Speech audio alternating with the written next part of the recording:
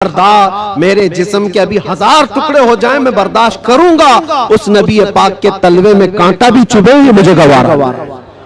یہ دولت جس کی حفاظت یہ صحابہ کا مسلک ہے، یہ صحابہ کا مذہب ہے، جس کے تم امین ہو، جس کے تم امانت دار ہو۔ آج پوری دنیا وہ چیز کھینچنا چاہتی۔ جنت البقیع میں ایک 80 سال کا بوڑھا رو رہا تھا۔ کون تھا یہ؟ بانسری بجاتا تھا، لوگوں کو اپنی سریلی آواز سے بجا بجا کر کے دھن میں مست کرتا تھا، اس پر لوگ اس کو پیسے دیتے تھے۔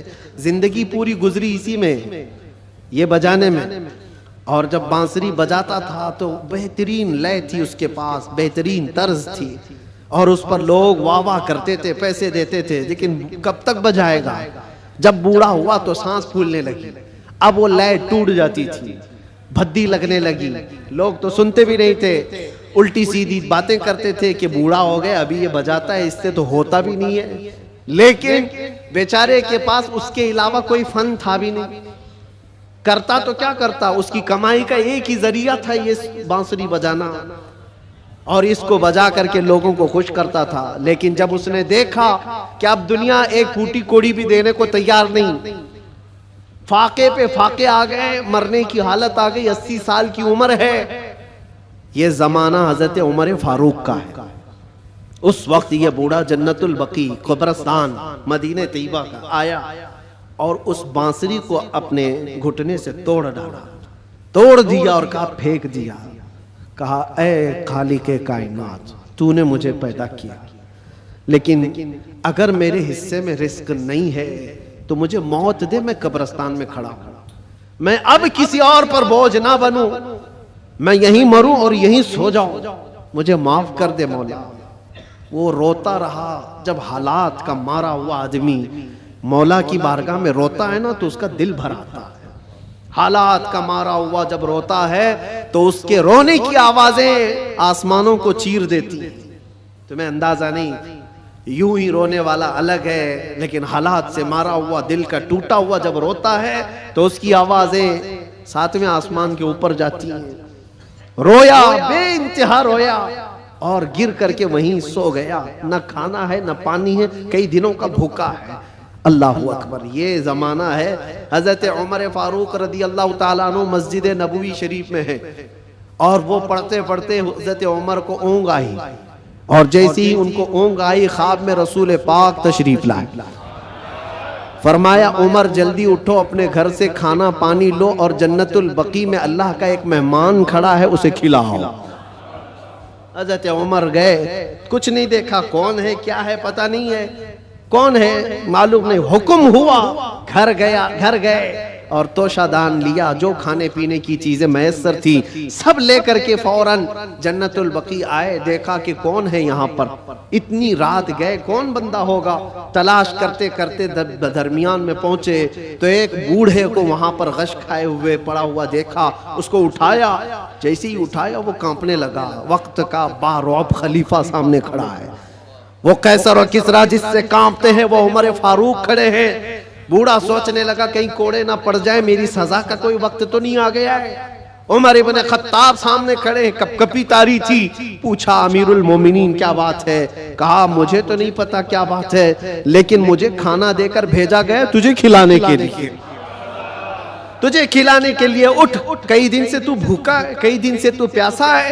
وہ رونے لگا اور اس کے بعد توشہ دان لیا اور پھر پوچھا کس نے بھیجا آپ کو کھانا دے کر؟ کون کہا ہے؟ کہا کون کہہ سکتا ہے، ہم غریبوں کا آقا، ہم بے سہاروں کا سہارا، وہ یتیموں کا ماوا و ملجا، جس کو ہر امتی کے درد کا احساس ہے، وہ خواب میں تشریف لائے۔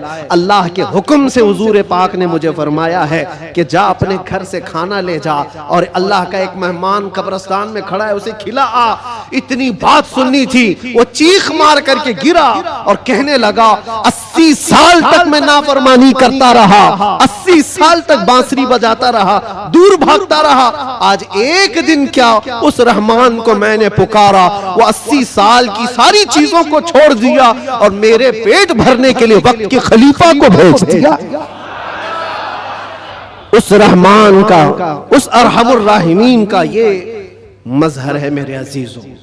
آپ کیا سمجھتے ہیں دنیا کو مناتے رہ جاؤ، نہیں مانتی، یہ جھوٹی ہے، مکار ہے، عیار ہے، دغاباز ہے، شہد دکھائے زہر پلائے، قاتل ڈائن شوہر کش، اس مردار پہ کیا للچائے، دنیا دیکھی بھالی ہے، سونا جنگل رات اندھیری چھائی بدلی کالی ہے، سونے والوں جاگتے رہیو، چوروں کی رکھوالی ہے، آنکھ سے کاجل صاف چرا لے، یا وہ چور بلا کے ہیں، تیری گٹھری تاکی ہے اور تو نے نیند نکالی ہے، وہ تو نہایت سستا سودا بیچ رہے ہیں جنت کا، ہم مفلس کیا مول چکائیں، اپنا ہاتھ ہی خالی ہے۔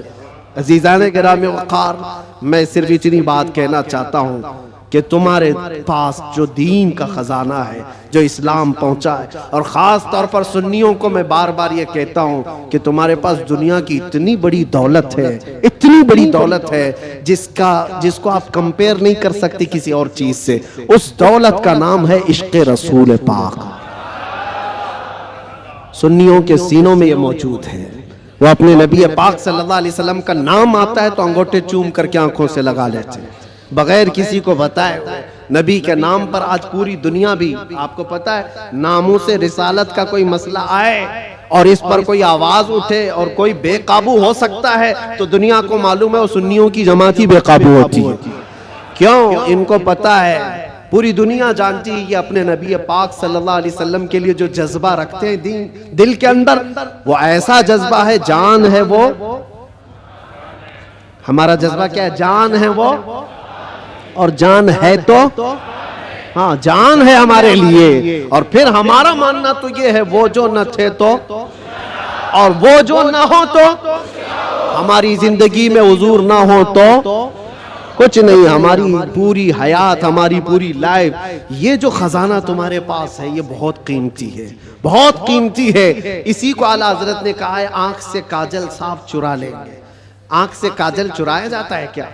یہ جو لگا ہوا شیشی کا کاجل ہے نہیں، یہ استعارہ ہے، شعر میں کہا گیا مومنو تمہارے پاس جو آنکھ کا کاجل ہے وہ عشق رسول ہے، تمہاری آنکھوں کا وہ نور ہے، اور بہت سارے بھیڑیے گھوم رہے ہیں اسی کاجل کو چرانے کے لیے، تمہارے دلوں سے وہ نکال لیں، تمہاری آنکھوں سے وہ نکال لیں، اور بیچارے کتنے تو بہک گئے، چوری ہو گئے اور چوروں کے ہاتھ میں گر گئے، اور دلوں کے اندر سے حب مصطفیٰ نکلتی چلی گئی، تو ان چوروں کے ہاتھ نہ لگ جاؤ، تم اپنے عشق رسول کی حفاظت کرو، اس پہ کوئی کمپرومائز، حضور پاک کی عزت، حضور پاک کی محبت جو تمہارے پاس ایک بہت بڑا خزانہ ہے، اس پر کوئی کمپرومائز کرو گے؟